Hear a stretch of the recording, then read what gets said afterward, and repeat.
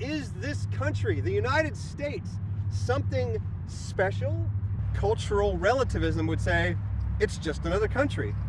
Barack Obama said, I believe in American exceptionalism, just as a German believes in German exceptionalism, and someone from China believes in China exceptionalism. I believe in American exceptionalism, just as I suspect that the Brits believe in British exceptionalism and the Greeks believe in Greek exceptionalism. But doesn't that mean that you don't believe in American exceptionalism? You just believe, you think that your country's special, just like anyone thinks that, but is it true? Well, I believe there are genuinely some things about the USA that make it special. Some call the United States a democracy, some call it a republic.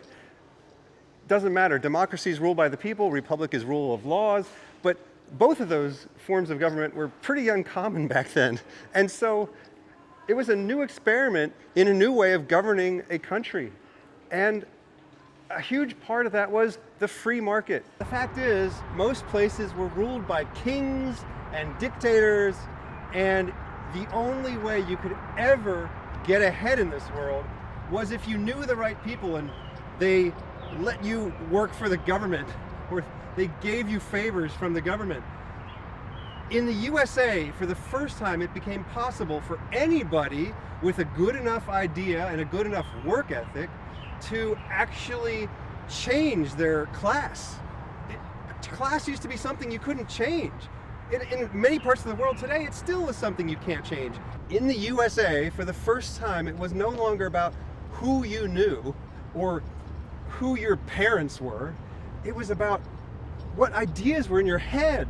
The United States became the first large-scale experiment in a government of laws, not of men. And that doesn't mean that there were lots and lots of laws governing people. That's not the point of that phrase.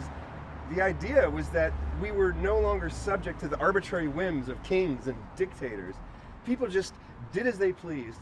And when you apply that to economics, free trade, the reason that's so cool and amazing is that every time two people voluntarily engage in a transaction, they do so because they both believe it will benefit them. It's not a zero-sum game. It's not a static pie that you have to get your slice of. The pie is constantly growing. And this happens millions and millions and millions of times. And you start to get division of labor, specialization, mass production, and the Industrial Revolution. All these old brick buildings come from a time when America was booming.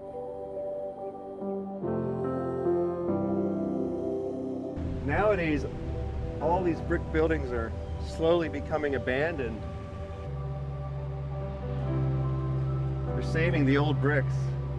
As we move away from being a manufacturing economy and we move more towards being an economy of ideas, the challenge becomes that the middle class is going away. And that means we need to focus even more than ever before on entrepreneurship.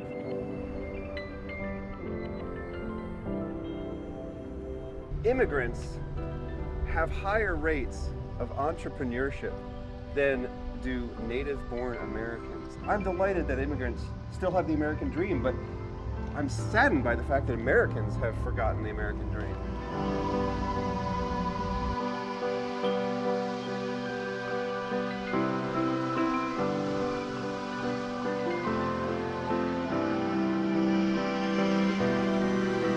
The reason the middle class is going away is because employers don't just need people who are willing to be cogs in a machine anymore. The most valuable thing in the world is an idea.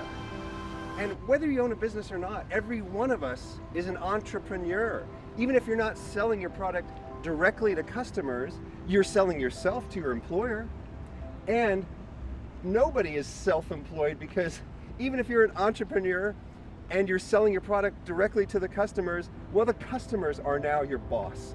Everybody has a boss, but everybody is also an entrepreneur.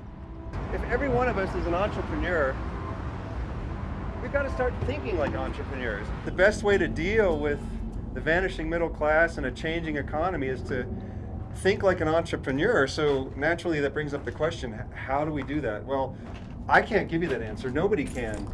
Every entrepreneur thinks differently. If there was a formula for success, well, then everyone would follow it and the market would become saturated. Something that we all have to figure out on our own. There is no formula for success. If you ask a successful person, how did you succeed? They're not going to know. It involves talent, hard work, and luck, but that's the only constant thing that you will find when you look into the matter of why was a given person successful.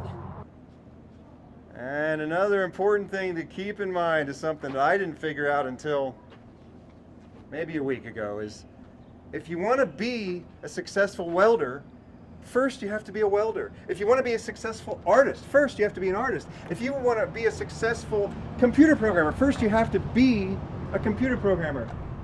Do the thing that you want to succeed at, and eventually an opportunity will arise. If it takes talent, hard work, and luck to succeed, let's break down luck. What is luck?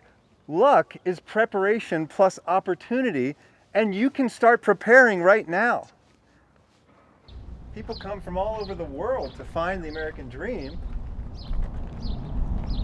so don't give up on it, at least not until you've given it a try. If you don't succeed at your first attempt, try again. Most successful people failed many times before they became successful people. This is a photo of Boris Yeltsin in 1989. He was not president of Russia yet. He was a high-ranking politician. He came to the USA and he entered a random Texas supermarket.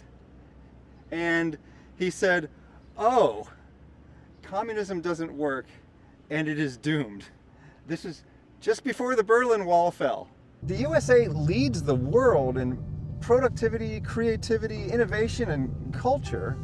Since the fall of communism, dozens of countries all over the world have been doing their best to emulate America's success, and America has been doing its best to emulate their failures. We should also really define the American dream. I don't think they even teach it in schools anymore. Probably a lot of Americans don't even know what it is. And if you're not from the USA, you might have no idea. To me, the American dream means with hard work, anyone can make it on their own without getting help from anyone else. And then if you add in a little bit of talent and luck, you could get rich. If you're trying to achieve the American dream, or you're trying to achieve anything, I can summarize a tip, a philosophy in 2 words. I say create value. Create value for people that pay you, that's work. Create value for people that don't pay you, that's kindness. Create value for people you like, that's friendship. Create value for people you don't like, that's self-preservation. And most of all, create value for yourself. That's happiness.